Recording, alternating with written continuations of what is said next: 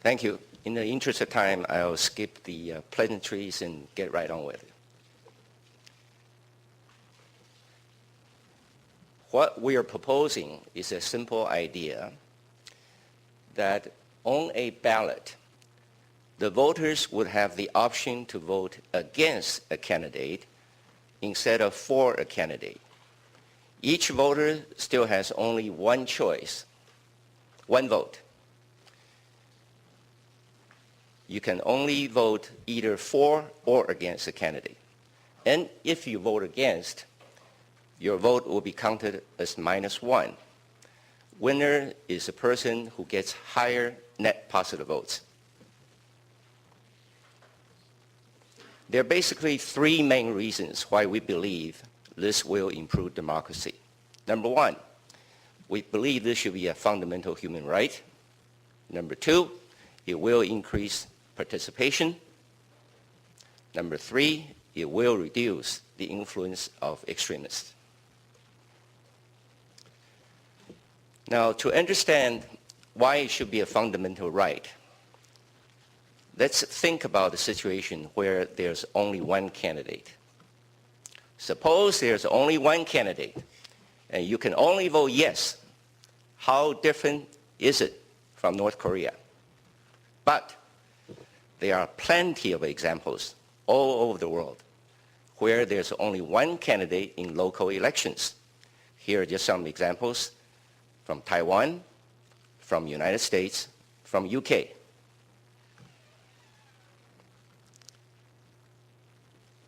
Here's another example. In the selection of the UN Secretary General, nations could and did vote against various nominees. Therefore, I ask this very simple question. Why shouldn't we ordinary citizens not have the same option when we select our leaders?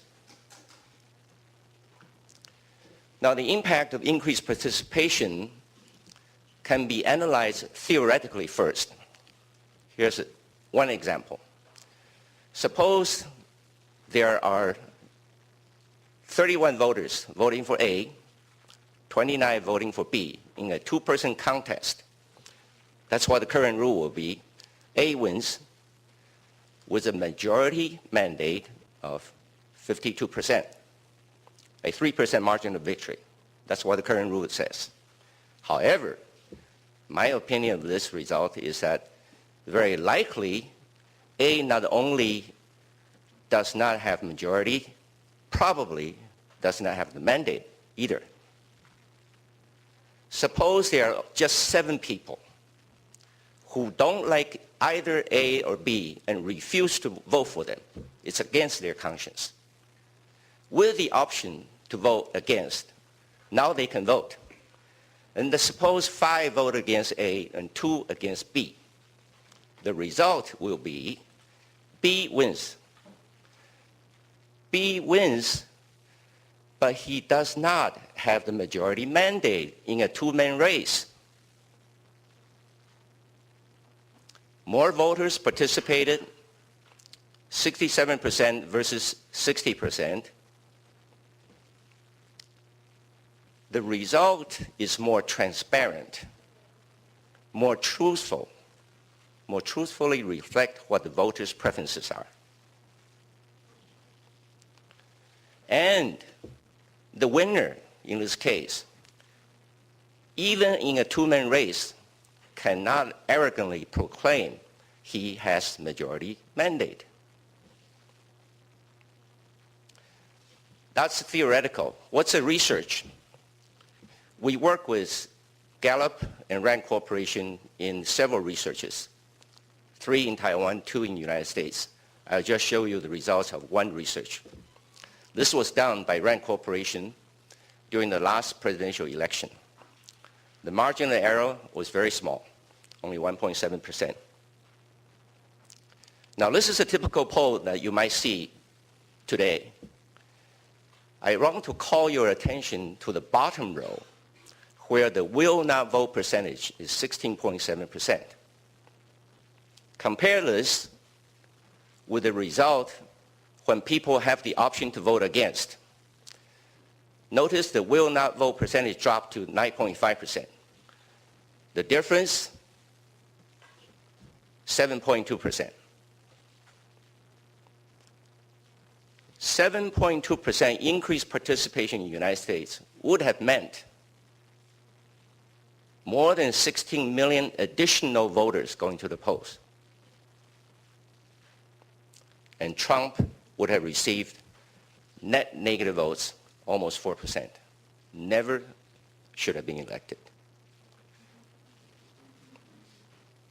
And this leads to the next very important point why we should have this.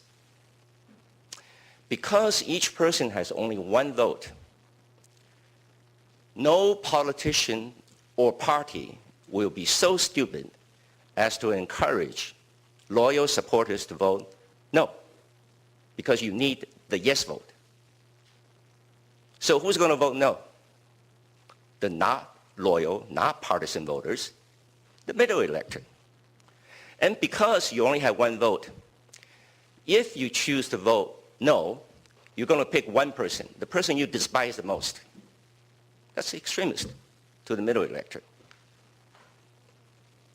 So if that happens, all politicians will have to move toward the center because you'll be afraid of the middle electorate voting against you.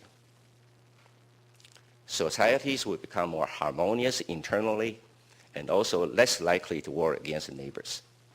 So this will contribute to world peace. It's a good idea, but I've been told many times this is mission impossible. Why? Sitting legislators are already accustomed to how to win. They are not going to want to change the laws. So, what do we do? Our effort basically have been in three phases. First, conducted research. We have done that. Second, try to disseminate the concept. This forum helps a lot. I hope other people will pass on the information. Third, implementation. And we are moving to the implementation stage. Now, to get the legislative change in any country, it's very difficult. We know that. We don't accept support from the sitting legislative members, from the parliament. Therefore, we go by the referendum route. And there's plenty of evidence to support that if this issue is put to the people in general, it will be supported because people love this idea that they should have the choice. This is a survey result from RAND that shows overwhelming approval compared to disapproval. This is a survey result from Taiwan by Gallup. Again, I show you that 43% in Taiwan population would support a legal change. And the young people support it even more. So what have we done in Taiwan? We've taken the very small step. One particular village warden has taken the lead. The focus is very small, simply asking the villagers to approve a petition that in the next election of the village warden, this option will be available. It's not going to be easy because there are a lot of legal challenges ahead.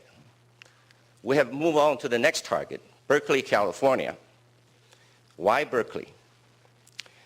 It has its own election rules. It can set its own election rules separate from the rest of California, and it does.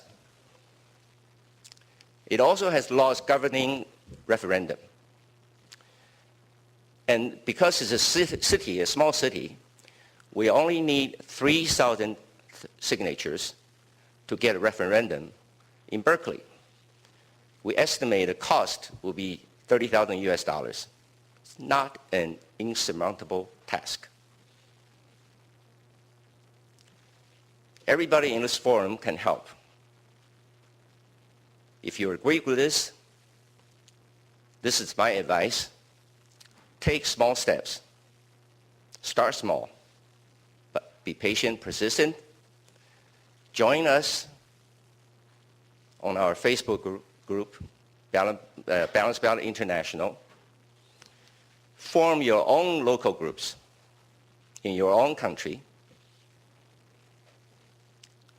For the next local election, ask your local posters to include option and see what the difference will be. So again, to summarize, these are the three main reasons why we should have balanced ballot. Number one, it should be a basic right. Number two, it will increase voter participation. Number three, it will reduce extremism. It will solve the issue facing us for this conference.